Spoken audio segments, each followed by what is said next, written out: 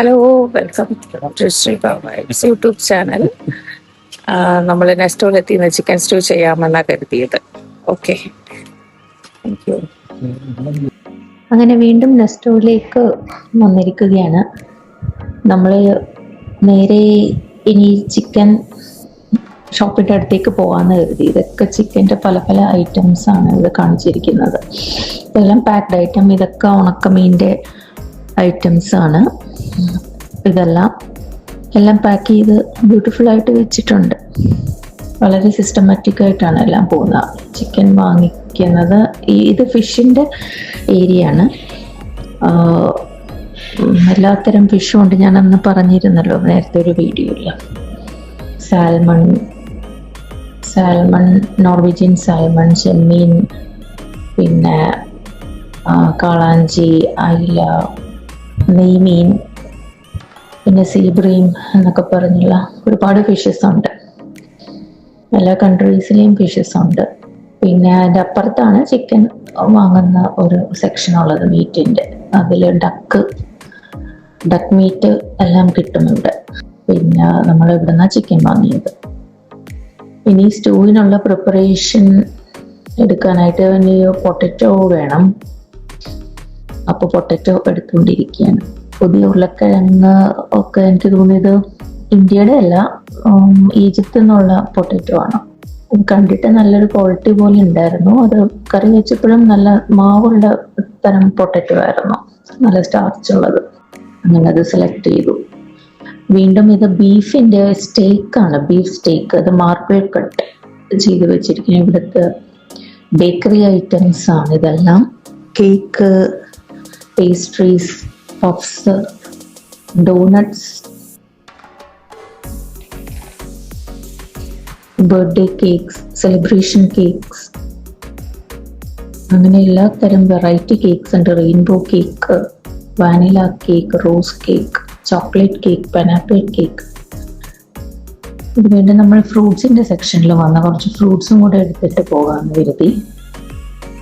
കുറച്ച് നമ്മൾ oranges,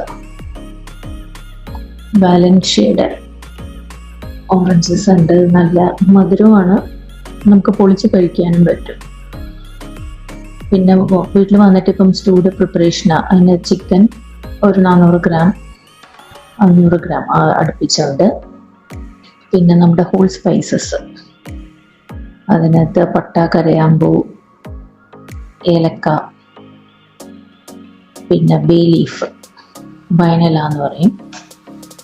whole spices ആണ് ഇടുന്നത്. കറി മസാല പൊടി സ്റ്റൂവിൽ ഇടാറില്ല, കാരണം പണ്ട് ഇടുമായിരുന്നു. പിന്നെ അത് ഇട്ടില്ലേലും കുഴപ്പമില്ല എന്നിങ്ങനെ ചെയ്ത് വന്നപ്പോൾ നമുക്ക് മനസ്സിലായി.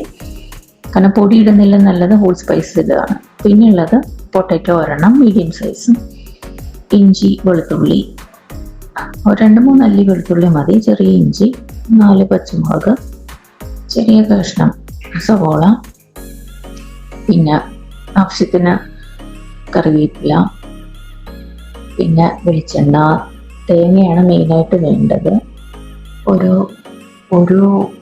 2 കപ്പ് തേങ്ങ വേണം. പിന്നെ കുരുമുളക് പൊടി ലാസ്റ്റ് ഒന്ന് ഗാർണിഷ് ചെയ്യാൻ വേണ്ടിയിട്ട്. ഇത്രയുമാണ് ഉള്ള ഐറ്റംസ്. പിന്നെ മെയിൻ ഇൻഗ്രീഡിയൻറ്റ് കാഷ്യൂനട്ടാണ്. ഇതൊരു ഹാഫ് ബൗൾ ഞാൻ എടുത്തിട്ടുണ്ട്. ഏകദേശം എനിക്കൊന്ന് 100-150 ഗ്രാം വരും കാഷ്യൂനട്ട്. അപ്പം അത് ആണ് അതിനൊരു നട്ടി ടേസ്റ്റ് കൊടുക്കുന്ന ഒരു എലമെന്റ്. പിന്നെ ആവശ്യത്തിന് ഉപ്പ്. ഇത്രയുമാണ്. ഇത് എളുപ്പമാണ് സ്റ്റൂ ഉണ്ടാക്കാനായിട്ട്. ആകെയുള്ളത് പ്രിപ്പറേഷൻ കുറച്ചുണ്ട്, അത്രേ ഉള്ളൂ. അതായത് തേങ്ങ പാലെടുക്കുക, ഈ കാഷ്യൂനട്ട് പേസ്റ്റാക്കി അരയ്ക്കുക. ഇപ്പോൾ അടുപ്പിൽ കടായി വെച്ചിട്ട് ഇതിനകത്ത് ആവശ്യത്തിന് വെളിച്ചെണ്ണ ഒഴിച്ചിട്ടുണ്ട്. പിന്നെ ഈ ഹോൾ സ്പൈസസ് ആദ്യമേ തന്നെ ഇട്ട് കൊടുക്കും. പട്ട, കരയാമ്പൂ, ബേ ലീഫ്, അതെല്ലാം ഇട്ട് കൊടുത്തു കഴിഞ്ഞാൽ ഉടനെ തന്നെ നമ്മൾ സവോള അതെല്ലാം ചെറുതായിട്ട് അരിഞ്ഞു വെച്ചത് അതും ആഡ് ചെയ്ത് നമ്മൾ ഇളക്കിക്കൊണ്ടിരിക്കുകയാണ്.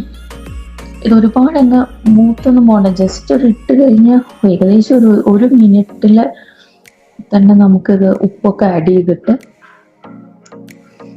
അടുത്തടുത്ത ഇൻഗ്രീഡിയൻസ് നമുക്ക് ആഡ് ചെയ്ത് കൊടുക്കണം. ഒരുപാട് ഇങ്ങനെ മൂക്കണ്ട സവാള. ഒരു 1-1.5 മിനിറ്റ് കഴിയുമ്പോൾ തന്നെ മീഡിയം ഫ്ലെയിമിൽ വെച്ചിട്ട് പിന്നെ ആ പൊട്ടാറ്റോ ഒന്ന് ആഡ് ചെയ്ത് കൊടുക്കുക.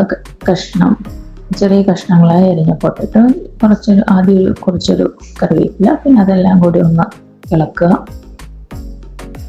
ഒരു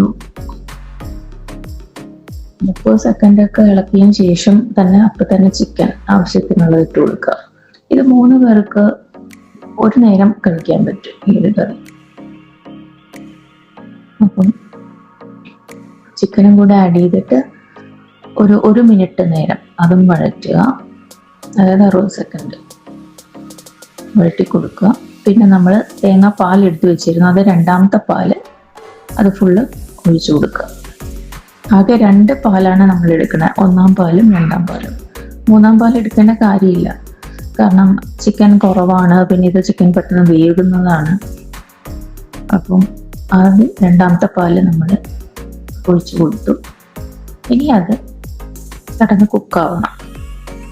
20 മിനിറ്റ്സ് ആണ് ചിക്കൻ്റെ ഒക്കെ കുക്കിംഗ് ടൈം വരുന്നത്.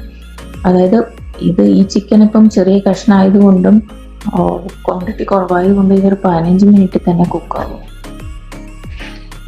ഏകദേശം ഇത് ഈ 2ാം പാൽ ഒഴിച്ചിട്ട് അത് തിളച്ച് കഴിയുമ്പോൾ, ഞാൻ പറഞ്ഞില്ലേ, ഒരു പകുതി സമയമാകുമ്പോഴത്തേക്കും, ഒരു 10 മിനിറ്റ് കഴിയുമ്പോഴത്തേക്കും, 15 മിനിറ്റ് കഴിയുമ്പോഴത്തേക്കും ഈ 2ാം പാല് ചേർത്ത് കൊടുക്കുക. കാരണം ടോട്ടൽ കുക്കിംഗ് ടൈം 20 മിനിറ്റ്സ്. അപ്പോൾ ഒരു 15 മിനിറ്റ് കഴിയുമ്പോൾ 1ാമത്തെ പാല് ചേർക്കുക.